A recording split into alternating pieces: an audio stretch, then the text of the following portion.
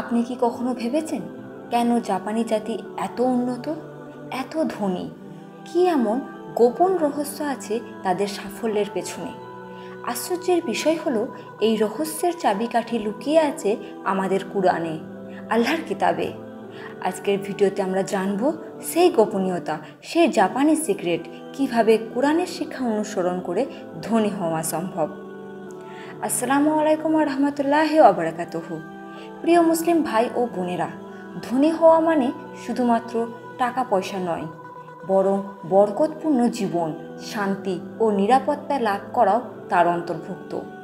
আজ আমরা আলোচনা করব এমন এক বিষয় নিয়ে যা কুরআনের আলোকে সমাধানযোগ্য, আর সেই সিক্রেট জাপানিরা দীর্ঘদিন ধরে ব্যবহার করে আসছে। জাপানিদের তিনটি প্রধান অভ্যাস যা কুরআনে উৎসাহিত করা হয়েছে। 1 নম্বর হচ্ছে সময়ের কদর করা। জাপানিরা সময়কে সোনা মনে করে, তারা প্রতিটি সেকেন্ডের হিসাব রাখে। কুরআনে আল্লাহ তাআলা বলেছেন, আসমান ও জমিনের সৃষ্টিতে এবং রাত্রি ও দিনের পরিবর্তনে জ্ঞানীদের জন্য নিদর্শন রয়েছে। সময়ের গুরুত্ব বোঝা একজন মুমিনের প্রধান বৈশিষ্ট্য। ফজরের পর অলস সময় নষ্ট না করে কাজ শুরু করলে বরকত আসে। 2 নম্বর আমানতদারিতা ও সততা। জাপানিরা খুব সততার সঙ্গে কাজ করে। রাসূল সাল্লাল্লাহু আলাইহি সাল্লাম বলেছেন, যে আমাদের সাথে ধোঁকা দেয় সে আমাদের দলভুক্ত নয়।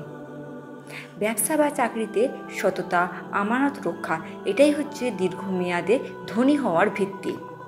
3 নম্বর হচ্ছে পরিষ্কার পরিচ্ছন্নতা ও শৃঙ্খলা। জাপানিদের রাস্তাঘাট, ঘর বাড়ি, এমনকি অফিসে পর্যন্ত নজিরবিহীন পরিচ্ছন্নতা। রাসূল সাল্লাল্লাহু আলাইহি সাল্লাম বলেছেন, পরিচ্ছন্নতা ঈমানের অঙ্গ। পরিচ্ছন্নতা মানসিক স্বাচ্ছন্দ্য ও শারীরিক সুস্থতা দেয়, যা কাজের মান বৃদ্ধি করে এবং সফলতার পথে নিয়ে যায়। কুরআনের আসল ধনী হওয়ার সিক্রেট তাওয়াক্কুল ও আমল। 1 নম্বর হচ্ছে তাওয়াক্কুল। আল্লাহ বলেন, যে আল্লাহর ওপর ভরসা করে তার জন্য তিনি যথেষ্ট।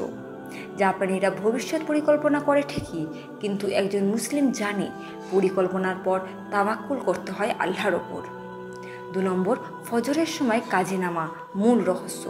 রাসূল সাল্লাল্লাহু আলাইহি সাল্লাম দোয়া করেছেন, হে আল্লাহ, আমার উম্মতের জন্য সকালবেলা বরকত দান করো। জাপানিরা খুব সকালে উঠে কাজ শুরু করে। এই অভ্যাসই মূলত তাদের ধনী ও উন্নত করেছে। অথচ এই শিক্ষা 1400 বছর আগেই ইসলামে দেওয়া হয়েছে। 3 নম্বর ইনফাক ও সদকা। আল্লাহ বলেন, যে ব্যক্তি আল্লাহর পথে ব্যয় করে আমি তার সম্পদকে বহু গুণে বাড়িয়ে দেব। জাপানিরা কর্পোরেট সোশ্যাল রেসপন্সিবিলিটি বা সিএসআরে বিশ্বাস করে। আমাদের তো সৎকার মাধ্যমে বরকতের গ্যারান্টি রয়েছে। 5টি কুরআনে উল্লেখিত ধনী হওয়ার নিয়ম, বাস্তবিক টিপস। 1 নম্বর নিয়মিত ফজর নামাজ আদায় করুন এবং নামাজ শেষে কিছুক্ষণ কুরআন তেলাওয়াত করুন। 2 নম্বর সততা ও নিষ্ঠার সাথে প্রতিদিন কিছু না কিছু উপার্জনের চেষ্টা করুন। 3 নম্বর সাপ্তাহিক বাজেট ও মাসিক খরচের হিসাব রাখুন, অপচয় করবেন না। 4 নম্বর সৎকা দিন, যত অল্পই হোক, অন্তত মাসে একবারও দিন সৎকা। 5 নম্বর রাতে ঘুমানোর আগে সূরা ওয়াকিয়া পড়ার অভ্যাস করে তুলুন। রাসূল সাল্লাল্লাহু আলাইহি সাল্লাম বলেছেন, যে ব্যক্তি প্রতি রাতে সূরা ওয়াকিয়া পড়ে সে কখনো গরিব হবে না। জাপানিরা ইসলাম গ্রহণ না করেও অনেক ইসলামিক নীতিকে বাস্তব জীবনে অনুসরণ করে সফল হয়েছে। তবে আমাদের কাছে তো কুরআন আছে। সকল জাপানিরা ইসলাম গ্রহণ না করেও অনেক ইসলামী নীতিকে বাস্তব জীবনে অনুসরণ করে সফল হয়েছে। তবে আমাদের কাছে তো কুরআন আছে।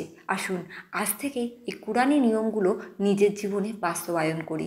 ইনশাআল্লাহ সফলতা ও ধনী হওয়া আমাদের জন্য কোনো দূরের বিষয় থাকবে না।